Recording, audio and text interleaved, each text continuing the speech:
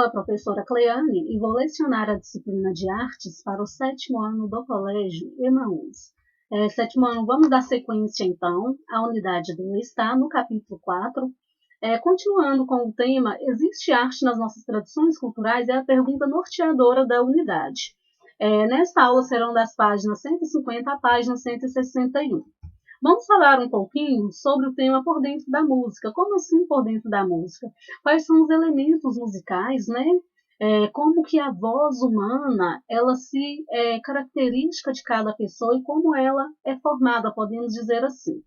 Estamos sempre rodeados de sons fortes, sons fracos, sons que podemos perceber e outros que podem passar despercebidos.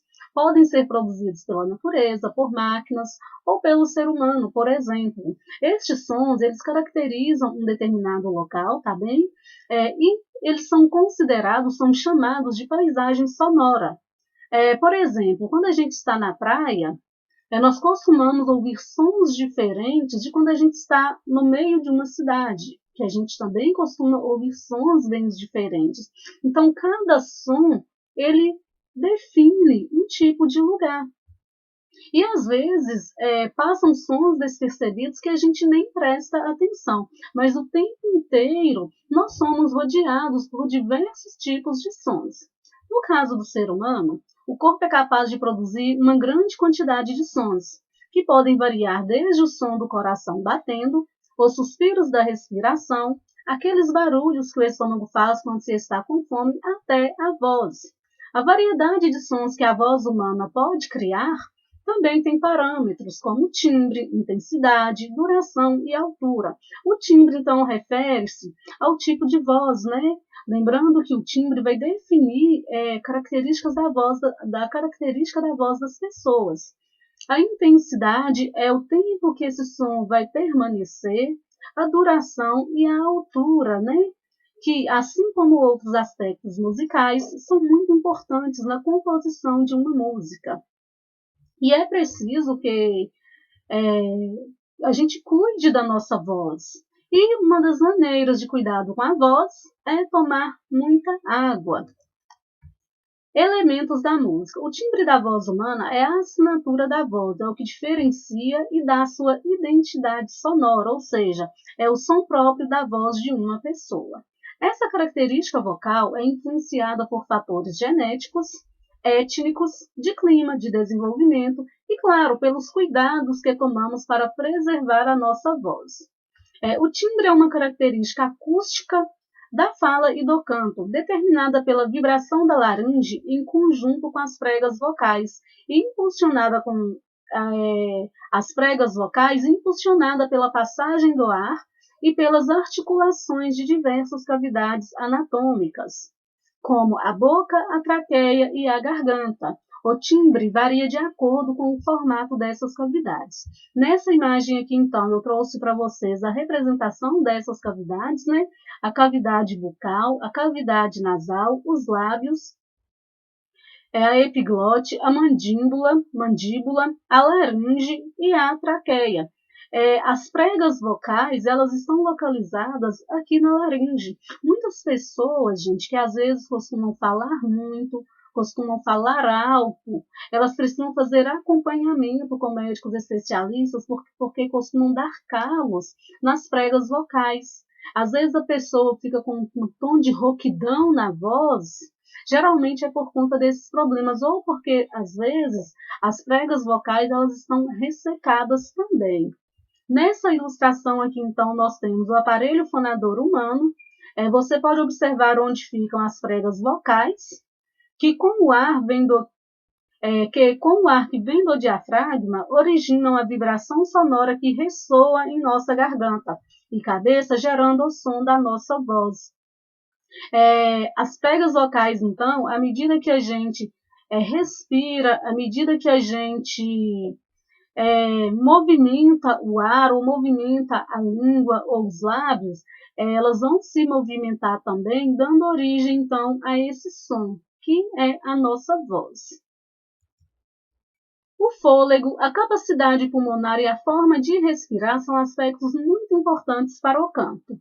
Existem técnicas de controle da respiração e emissão de ar que são fundamentais para que o cantor tenha controle da duração dos sons e de sua intensidade, ou seja, o tempo com o qual os sons permanecem soando e a força com a qual eles soam, que determina o seu volume.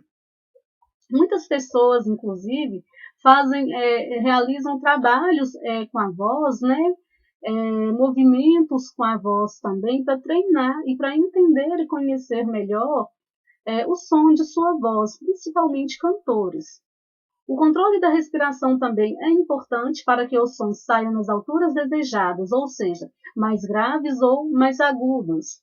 A altura está relacionada à afinação, que é o ajuste dos sons. Os sons usados em um contexto musical são chamados de notas musicais. São os sons usados para fazer música. É a sequência de notas musicais que forma a melodia das músicas. A emissão da nota musical acontece na laringe com a vibração das pregas vocais.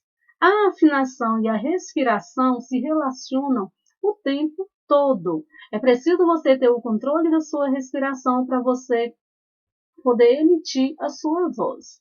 Nessa imagem aqui, ao cantar, emitimos diversos sons que passam por nosso aparelho fonador. E dependendo do que queremos cantar, precisamos de maior controle da emissão do ar. Se você quer cantar em uma região mais aguda, em uma região mais grave, é preciso você conseguir fazer o controle da respiração. Classificação das vozes para o canto. As vozes também, elas se classificam, tá bem? Como nós vimos, um coral ele é formado por muitas vozes. Essas vozes são classificadas conforme sua extensão e tessitura.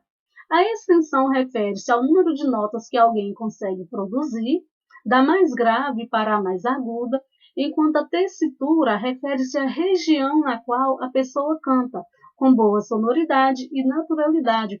Ou seja, a região, então, pessoal, refere-se se a pessoa canta em um tom mais agudo ou se a pessoa canta em um tom mais grave.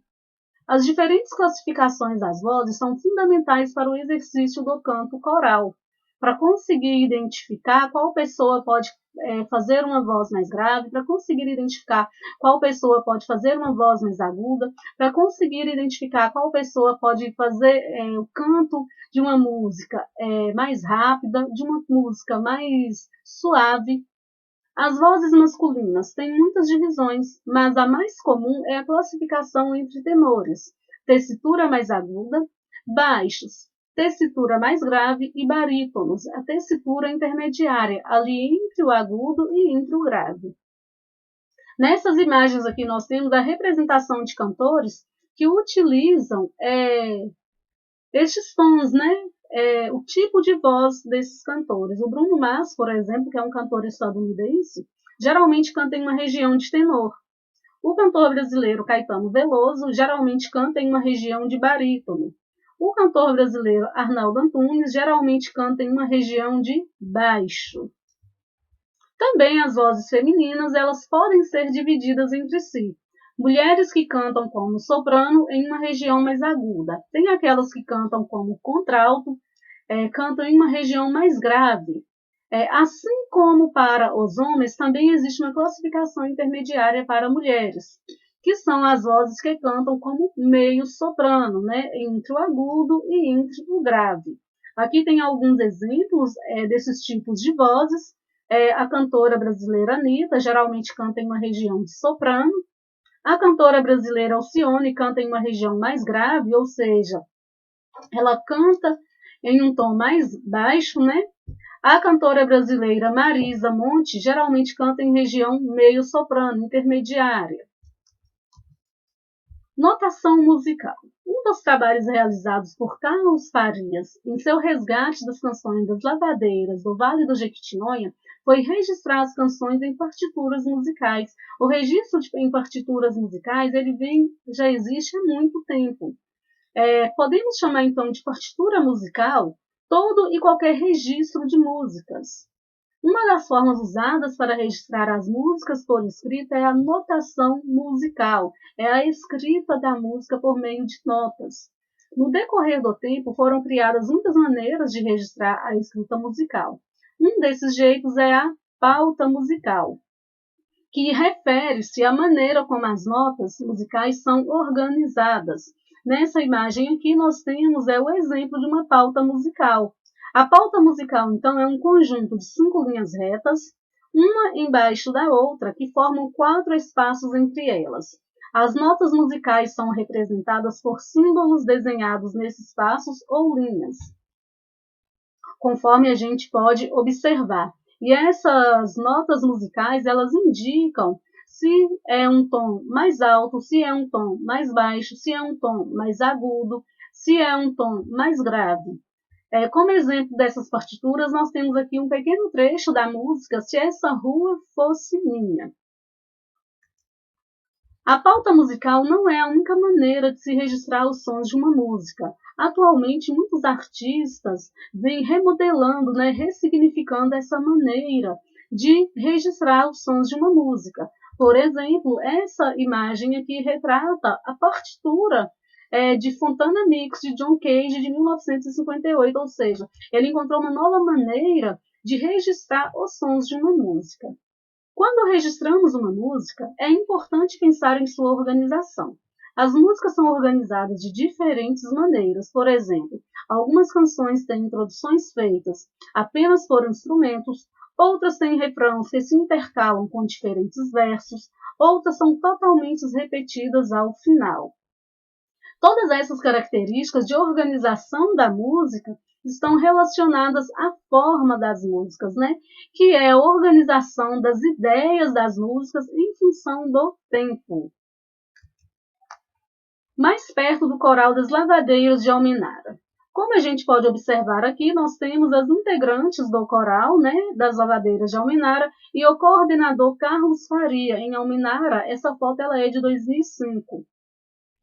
A tradição de lavar roupa em rios, pessoal, é uma tradição presente em várias regiões do Brasil, principalmente no Vale do Jequitinhonha, em Almenara. Na década de 1990, uma lavanderia comunitária ela foi construída no município de Almenara, e a partir daí iniciou-se a história artística do Coral das Lavadeiras de Almenara.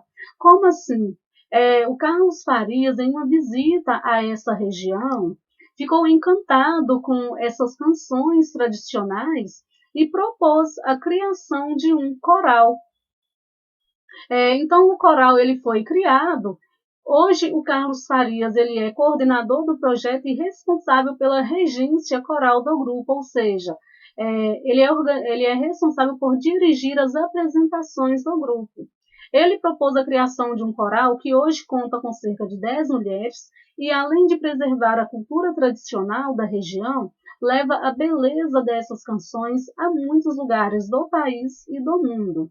E, inclusive, Carlos Farias ele fez várias pesquisas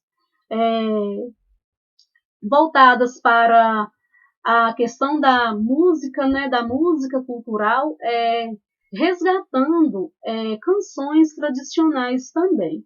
Um dos CDs do Coral das Lavadeiras é todo voltado para, todo feito em cima de músicas elaboradas por Carlos Farias, retratando toda a diversidade cultural dessa região e também retratando a mistura das religiosidades, religiosidade indígena, religiosidade africana e religiosidade europeia também. As Lavadeiras de Almenara criaram também uma associação que promove encontros, palestras e diversas atividades culturais e sociais na região. Essa é uma associação que tem por preocupação o desenvolvimento social e econômico da região e também a inclusão nesta região. Um outro projeto também é a Bênção das Águas, promovido pela associação e consiste em uma caminhada às principais fontes de água da cidade, rios, represas, lagos e chafarizes, e conta com a participação ativa da população. Qual que é a ideia deste projeto? É a conscientização em relação à preservação ambiental. Uma outra iniciativa da Associação das Lavadeiras de Almenara, realizada com a população dos municípios do Vale do Jequitinhonha, é o Coral Mirim, das lavadeiras de Almenara, formado por crianças e jovens da região. E dessa maneira, essas tradições, essas canções tradicionais vão sendo repassadas de geração para geração. O trabalho do Coral das Lavadeiras de Almenara fez grande sucesso e continua a recuperar e divulgar canções que fazem parte hoje do patrimônio cultural e material de Minas Gerais e do Brasil, apresentando-se em festivais de muitas cidades do país, dada a importância da preservação e da manutenção dessa tradição, dessas canções tradicionais. Nessa atividade aqui, pessoal, vocês vão realizar este texto, vocês vão fazer um texto com base no conteúdo que já foi estudado, tá bem? Sobre o Coral das Lavadeiras de Almenara. Nessa questão 4 aqui, não será possível vocês compartilhar com o colega, mas vocês podem compartilhar com um familiar, pedir para ele ler e, considerando as sugestões do familiar, revisar o texto e criar a versão definitiva, tá bem? Até a próxima aula, então. Bons estudos para vocês e lembrem-se, juntos no caminho certo.